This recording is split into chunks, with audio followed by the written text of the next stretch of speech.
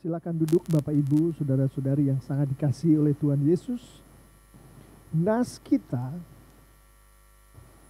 adalah dari 1 Korintus 4. Saya akan mengambil mulai dari ayat 14 sampai di ayatnya yang ke-17. Silahkan dicari dulu di Alkitab atau bisa juga melihat ke depan karena ada di depan. Demikianlah firman Tuhan. Hal ini kutuliskan bukan untuk memalukan kamu, tetapi untuk menegur kamu sebagai anak-anakku yang kukasihi. Ayat 15, sebab sekalipun kamu mempunyai beribu-ribu pendidik dalam Kristus, kamu tidak mempunyai banyak bapa. Karena akulah yang dalam Kristus Yesus telah menjadi bapamu oleh Injil yang kuberitakan kepadamu. Ayat 16, sebab itu aku menasehatkan kamu, turutilah teladanku. Ayat 17, justru itulah sebabnya aku mengirimkan kepadamu Timotius, yang adalah anakku yang kekasih dan yang setia dalam Tuhan. Ia akan memperingatkan kamu akan hidup yang kuturuti dalam Kristus Yesus, seperti yang kuajarkan di mana-mana dalam setiap jemaat. Demikianlah firman Tuhan. Haleluya. Amin. Ini melanjutkan apa yang sudah kita pelajari bersama di 1 Korintus 2 dan 1 Korintus 3. Dari 1 Korintus 2 dan Korintus 3 kita mengetahui bahwa firman Tuhan menunjukkan ada yang namanya manusia duniawi, ada yang namanya manusia rohani.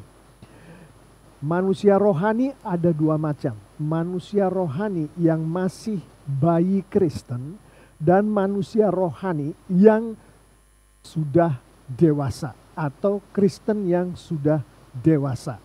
Dan kita juga sudah belajar manusia duniawi yang dimaksudkan oleh Rasul Paulus di 1 Korintus 2 itu belum kenal dengan Tuhan Yesus, tidak memiliki roh Kristus di dalam dirinya.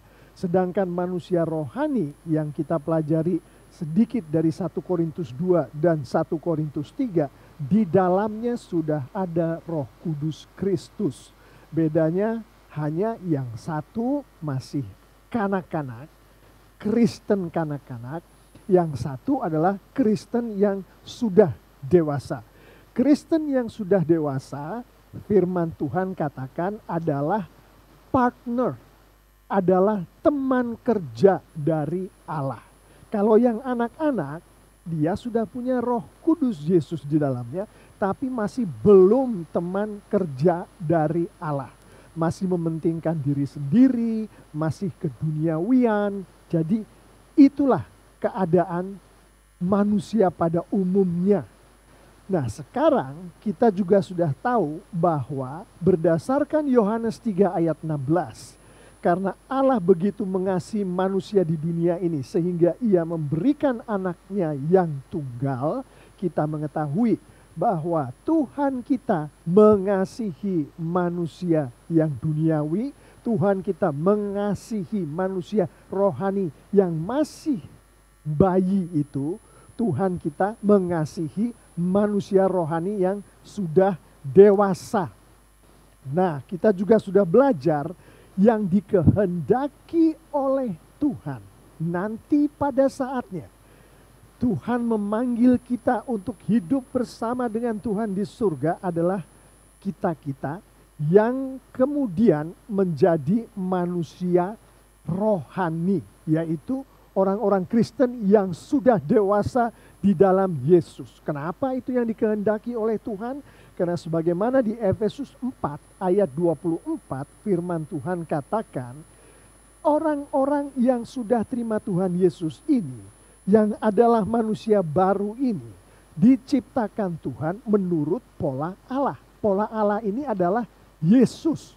Kita ingin tahu Allah, polanya seperti apa, bentuknya seperti apa, jalan berpikirnya seperti apa. Yesuslah yang kita perhatikan sebagaimana di Injil, di kitab suci kita. Dengan begitu, manusia rohani ini adalah yang seperti pola arah, seperti Yesus.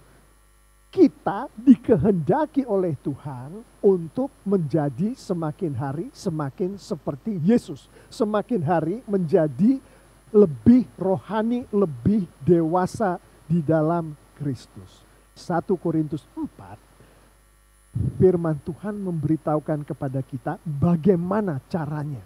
Untuk kita-kita yang kebanyakan kalau kita mau jujur kepada diri kita sendiri, kebanyakan kita yang duduk di dalam gereja, melayani, mungkin melayani di paduan suara, melayani di sekolah minggu, aktif di care group, kebanyakan manusia rohani betul, tapi di dalam proses untuk bertumbuh dari bayi makin lama makin dewasa.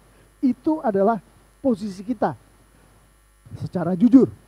Dan 1 Korintus 4 menunjukkan kepada kita, yuk kita-kita yang sudah terima Tuhan Yesus, kita-kita yang masih dalam proses untuk bertumbuh, yuk kita terus, kita jangan kasih kendor, kita lanjutkan apa yang sudah dimulai oleh ayah-ayah rohani kita di dalam tanda kutip. Kita tahu ayah rohani kita hanya satu, Tuhan Yesus. Tapi Tuhan Yesus mempergunakan hamba-hambanya yang menjadi ayah-ayah rohani kita di dalam kutip, termasuk Paulus, termasuk Timotius, termasuk pendeta-pendeta kita, untuk terus mengikuti firman Tuhan ini, yaitu semakin hari semakin seperti Tuhan Yesus. Semakin hari semakin dewasa secara rohani. 1 Korintus 4 ayat 14, firman Tuhan katakan, dimulai dengan frasa, hal ini kutuliskan bukan untuk memalukan kamu. Apa yang dimaksud Rasul Paulus? Kenapa dimulai dengan itu? Karena manusia rohani yang diajak bicara oleh Rasul Paulus melalui 1 Korintus, surat-suratnya kepada jemaat di Korintus ini, rata-rata adalah manusia dunia, manusia rohani yang masih keduniawian, masih mementingkan diri sendiri, masih ikut filsafat-filsafat dunia, masih ada perasaan iri hati yang menimbulkan pertengkaran di dalam gereja Tuhan.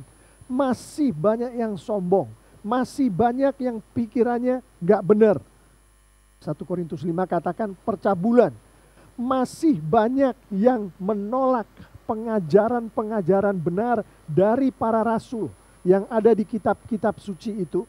Bahkan bukan hanya menolak, mereka mengikuti pengajaran-pengajaran yang tidak benar yang ada di dunia. Itulah sebabnya Rasul Paulus katakan di 1 Korintus 4 ayat 14 mengawali bagaimana untuk menjadi semakin menjadi seperti Tuhan Yesus, semakin dewasa secara rohani. Hal ini kutuliskan. Aku tuliskan itu semua kesalahan-kesalahan itu. Aku tuliskan itu sifat-sifat keduniawianmu. Padahal kamu sudah memiliki Roh Kristus di dalam kamu. Apa tujuannya? Tujuannya adalah supaya, ini frasa berikutnya, untuk menegur kamu sebagai anak-anakku yang kukasihi. Rasul Paulus mulai, dia bilang inilah keduniawian kamu. Aku katakan ini kepadamu karena aku ingin pakai itu untuk menegur kamu. Harus ditegur Bapak Ibu Saudara-saudari yang sangat dikasihi Tuhan Yesus. In fact, kenyataannya itulah resep pertama yang diberikan oleh firman Tuhan kepada kita semua, sehingga kita menjadi semakin hari seperti Tuhan Yesus, semakin hari semakin dewasa secara rohani. Untuk menjadi manusia rohani melibatkan proses peneguran. Itu resep pertama. Dan firman Tuhan dengan jelas mengatakan ini. Untuk menegur kamu. Ditegur dengan kasih. Kuncinya di situ. 2 Timotius 3 ayat 16. Firman Tuhan mengatakan. Segala tulisan yang diilhamkan Allah. Artinya firman Tuhan ini, kitab suci ini. Inilah yang dipakai oleh Tuhan untuk mengajar, untuk menegur atau menyatakan kesalahan, untuk memperbaiki kelakuan. Jadi resep pertama di dalam bertumbuh secara rohani harus ada teguran-teguran yang diberikan kepada kita.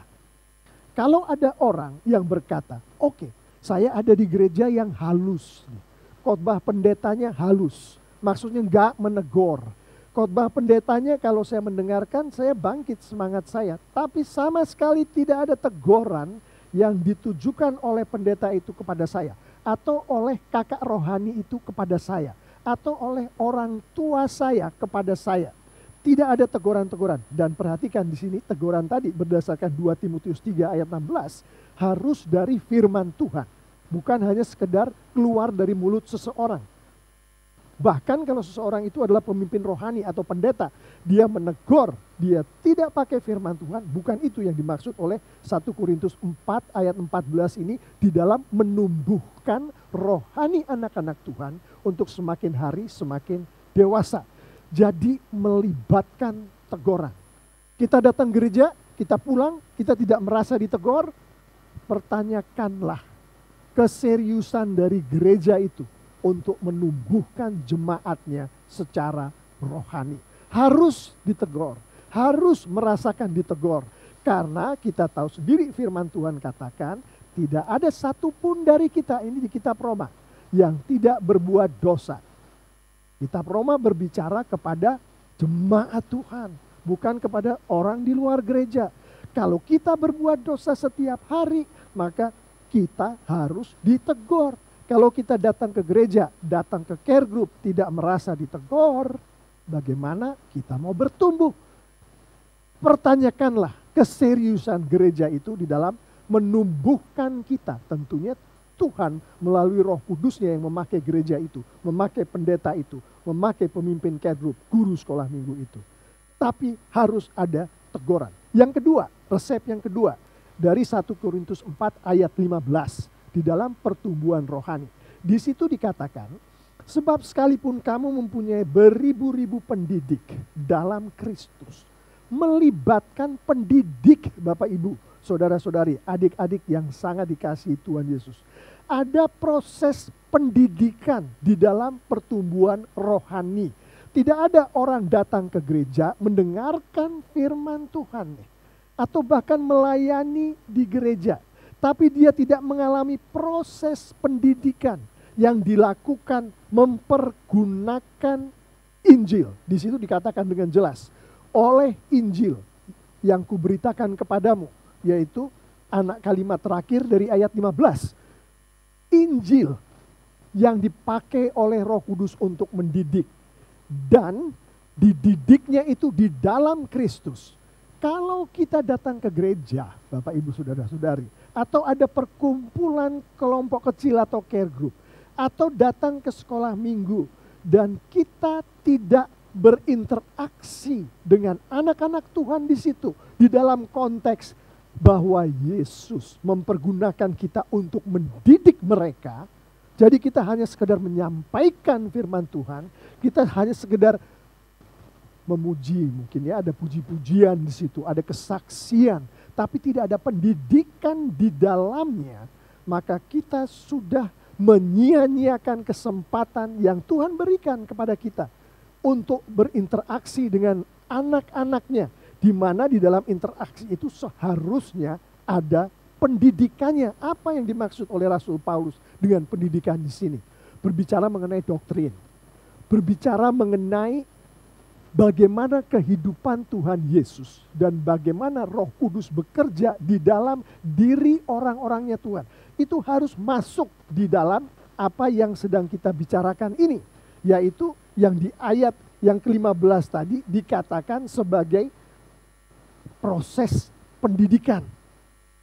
Yang ketiga, dari ayat 16, saya akan bacakan. Sebab itu, aku menasihatkan kamu, turutilah teladanku.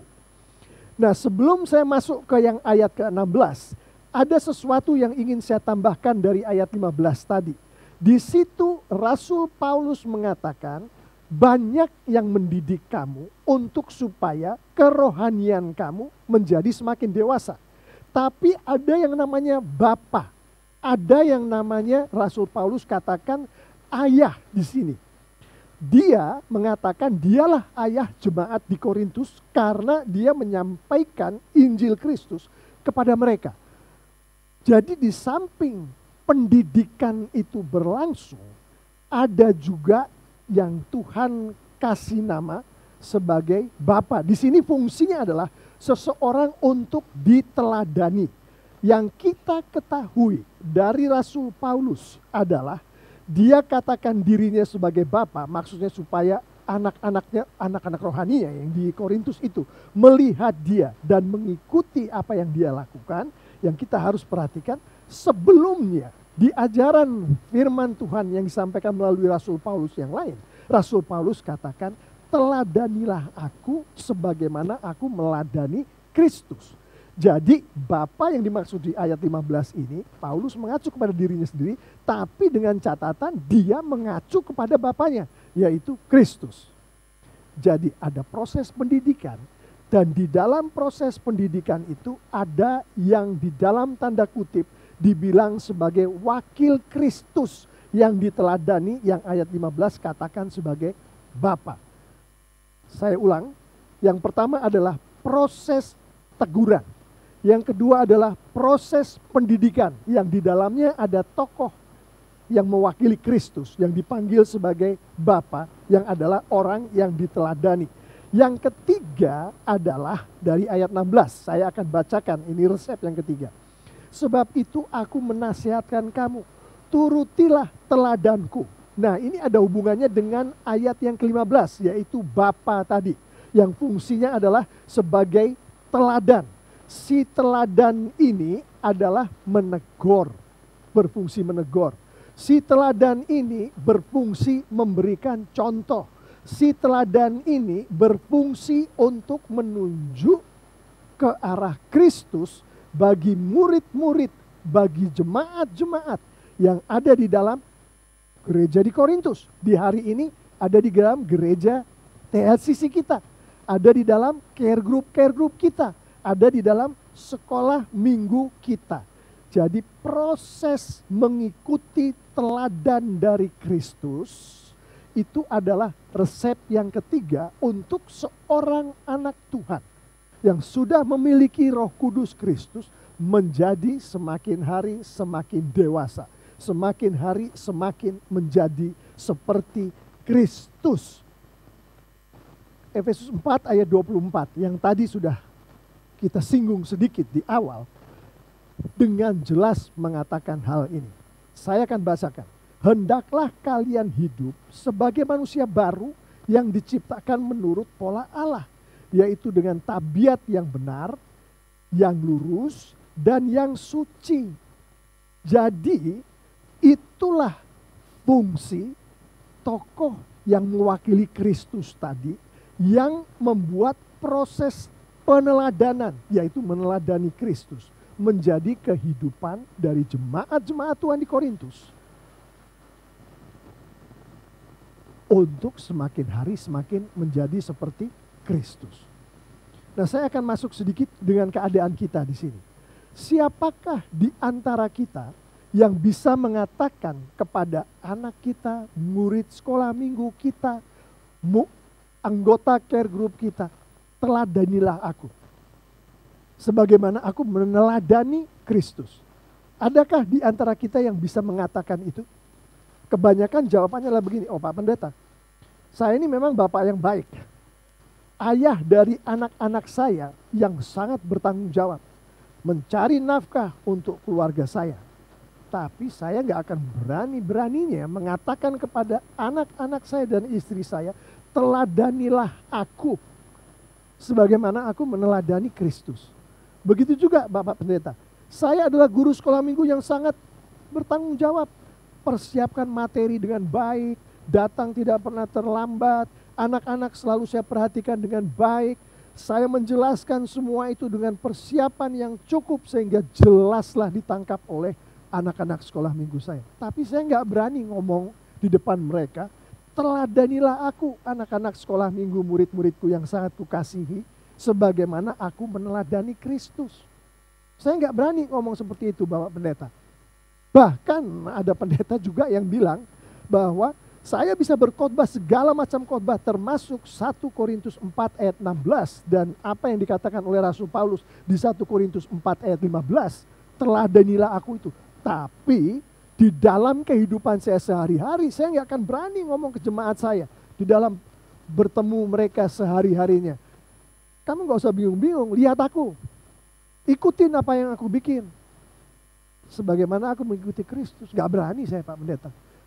Gak berani saya, kolegaku sesama pendeta ngomong dengan pendeta yang lain. Berbicara seperti itu. Gimana? Resep ini masuk ke nomor yang ketiga. Harus ada orang yang mewakili Kristus sebagai teladan.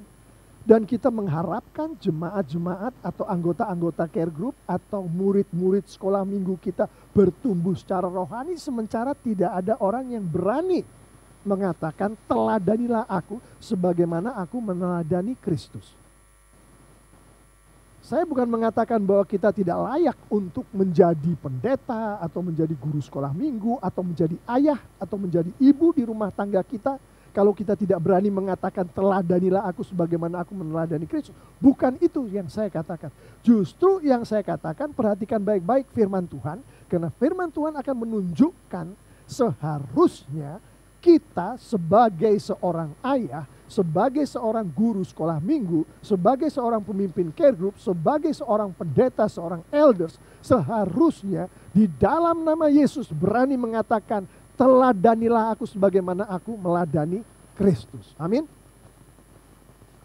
Kalau kita nggak berani mengatakan itu, siapa yang akan diikuti oleh anak-anak kita itu?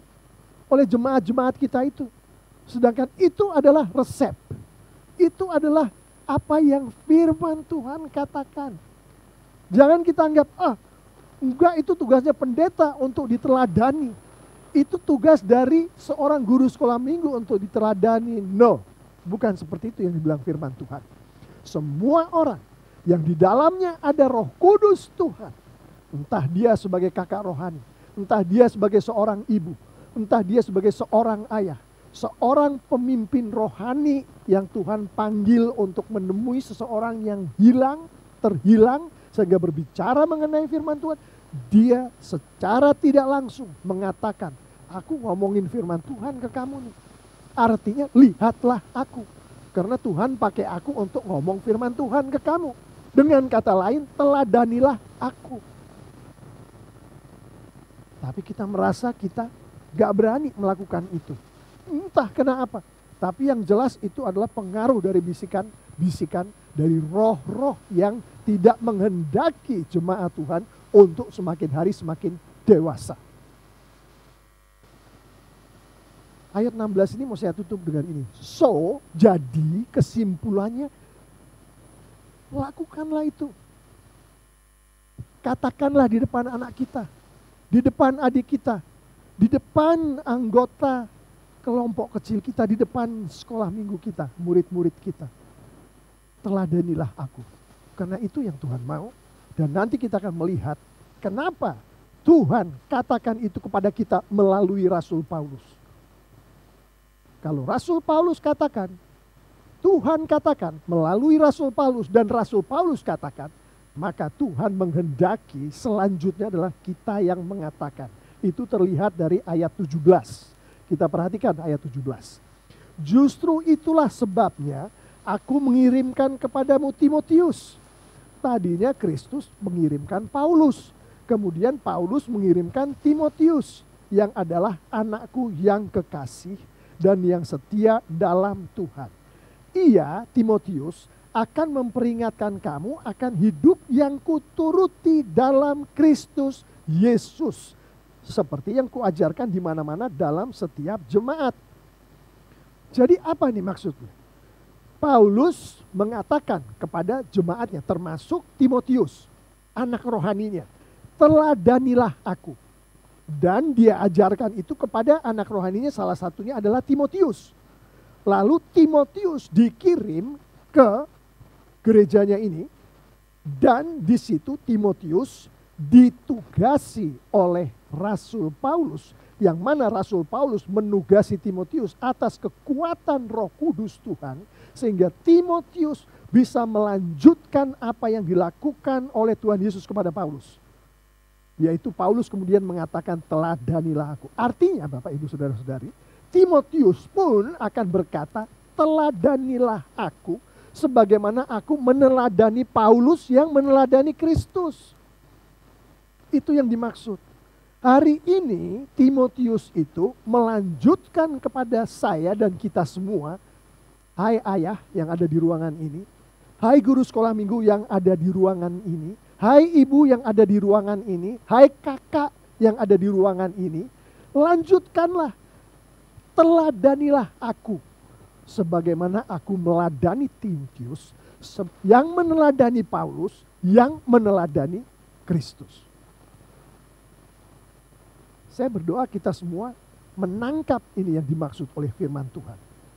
2 Timotius 2 ayat 2 memperjelas hal ini. Di situ firman Tuhan katakan melalui Rasul Paulus, apa yang telah engkau dengar daripadaku di depan banyak saksi, percayakanlah itu kepada orang-orang yang dapat dipercaya, yang juga cakap mengajar orang lain. Rasul Paulus sedang berbicara kepada anak-anak rohaninya.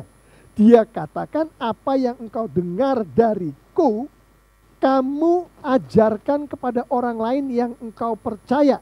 Dan orang lain yang engkau percaya ini cakap mengajar ke orang lain lagi yang dia percaya.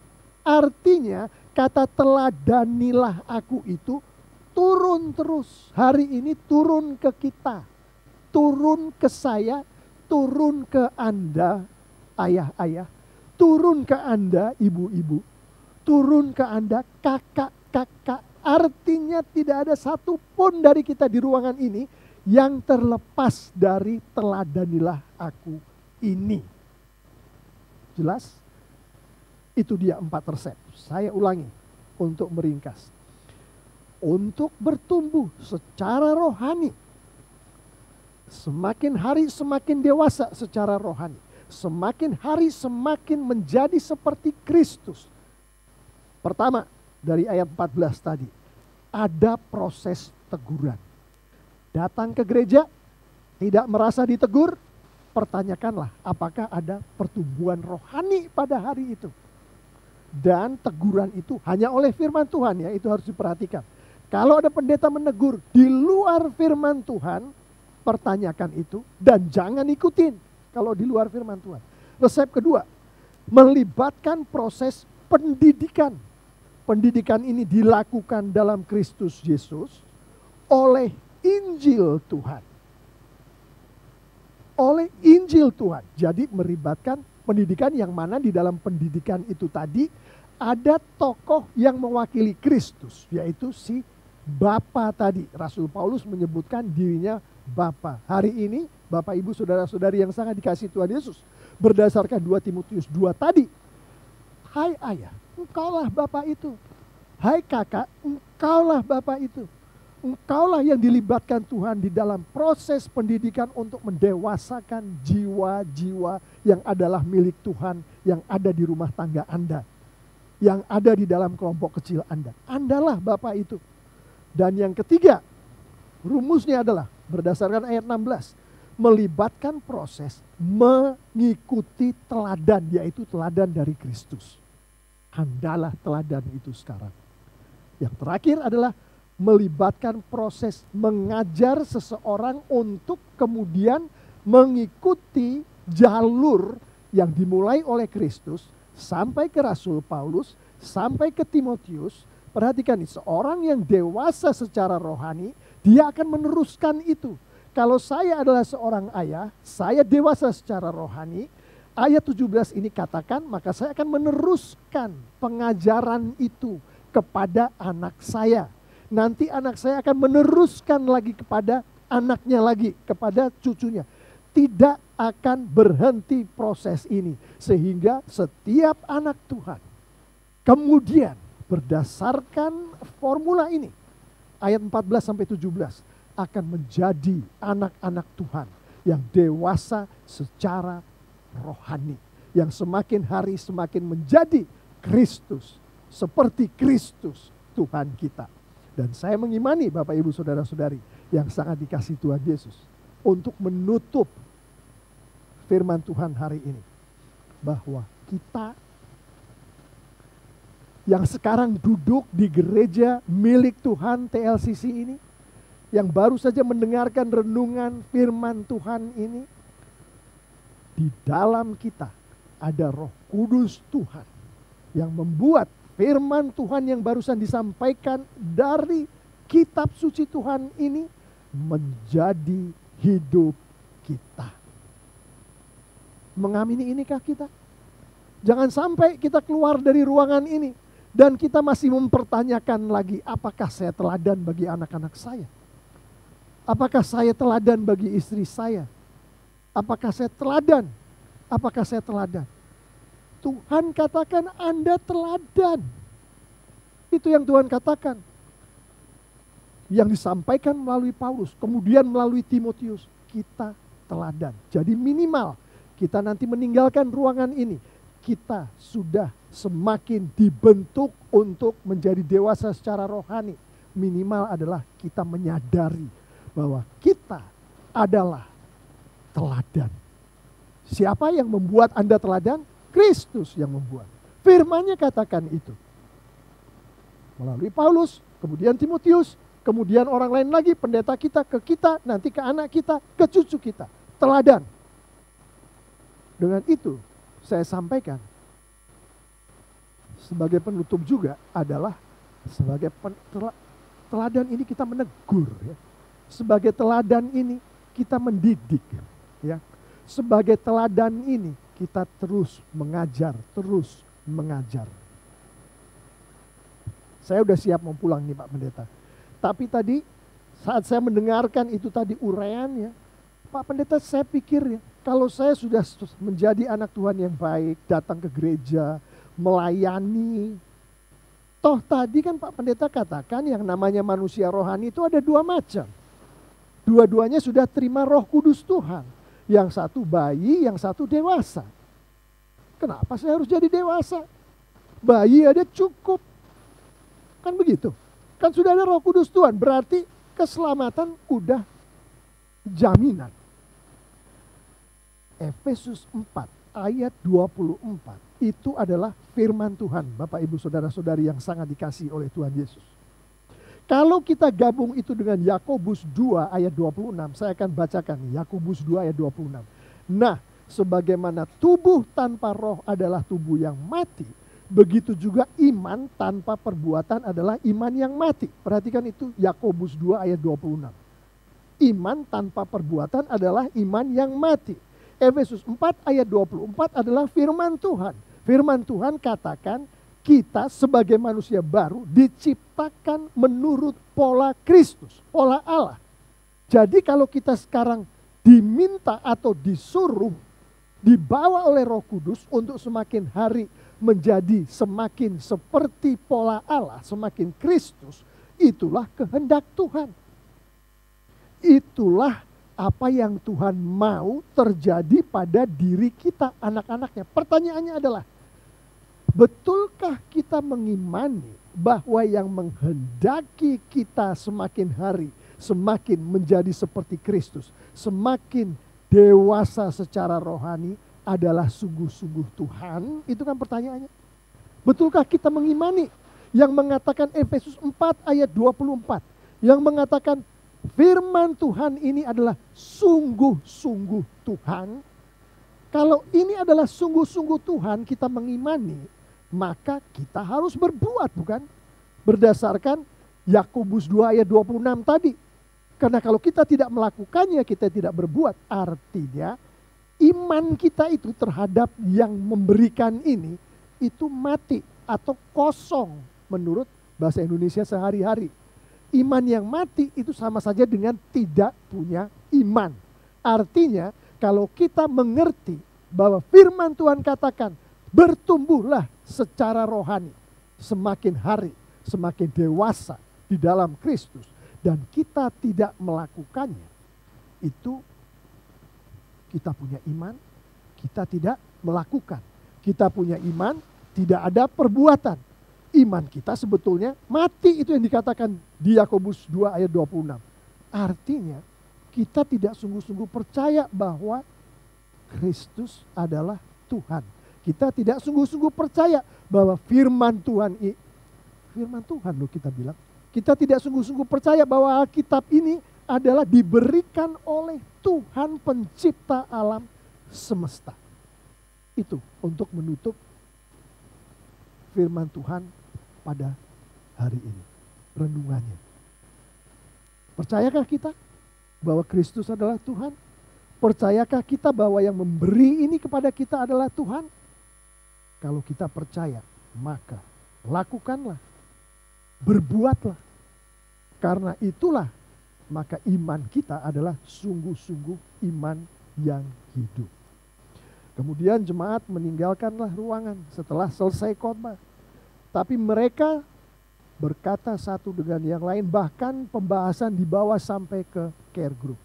Bapak Pendeta, itu tadi kelihatan sungguh sangat sistematis. Ada formulanya Bapak Pendeta. Ada contoh-contohnya itu Bapak Pendeta.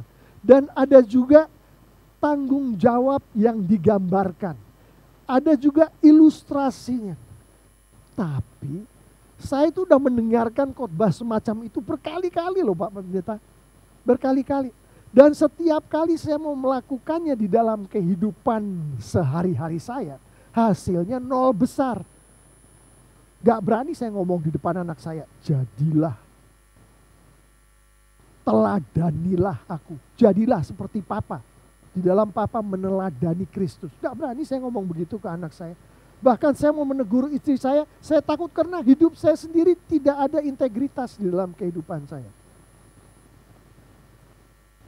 1 Korintus 3 ayat 21 sampai 23 saya tidak akan bacakan. Pada dasarnya menunjukkan kepada kita jaminan yang diberikan oleh Tuhan kepada kita. Bahwa kita disanggupkan, diberi kekuatan untuk menghidupi 1 Korintus 4 ayat 14 sampai 17 yang barusan kita bicarakan bersama. Intinya adalah begini. Firman Tuhan katakan, segala-galanya yang engkau perlukan. Jadi yang diperlukan oleh seorang ayah, diperlukan oleh seorang kakak, diperlukan oleh seorang ibu untuk menjadi teladan, untuk menegur, untuk mendidik, untuk mengajar. Segala-galanya sudah menjadi kepunyaanmu. Itu 1 Korintus 3 ayat 21 dan 23. Roh Kudusnya sudah ada di kamu. Firman Tuhannya sudah ada di kamu. Semua sarananya sudah ada di kamu. Semuanya sudah ada di kamu. Karena apa? Karena kamu adalah milik Kristus pada saat kamu menerima Kristus. Roh Kudus Kristus ada di kamu. Dan Kristus milik Allah. Dan Allah lah yang menciptakan semua sarana, firman Tuhan. Semuanya adalah dari Allah. Jadi, kembali ke rumus tadi.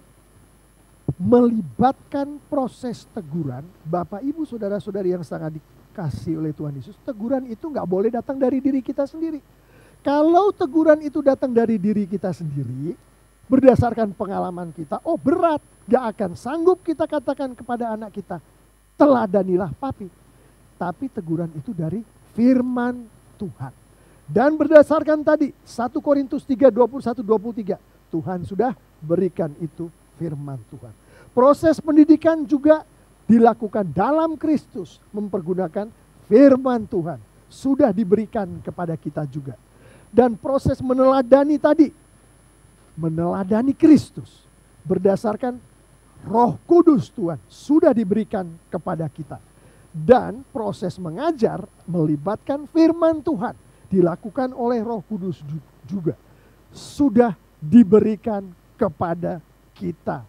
Kesimpulan Bapak Ibu Saudara-saudari yang sangat dikasihi Tuhan Yesus, 4 formula ini yang mulai hari ini saya berdoa dan mengimani akan kita hidupi bersama-sama sebagai anak-anak Tuhan yang sangat dikasihi Tuhan di gereja Tuhan TLCC ini, amin, akan menjadi bagian dari kehidupan kita. Karena Tuhanlah yang melakukan melalui kita, mempergunakan kita. Amin. Mari kita bangkit berdiri.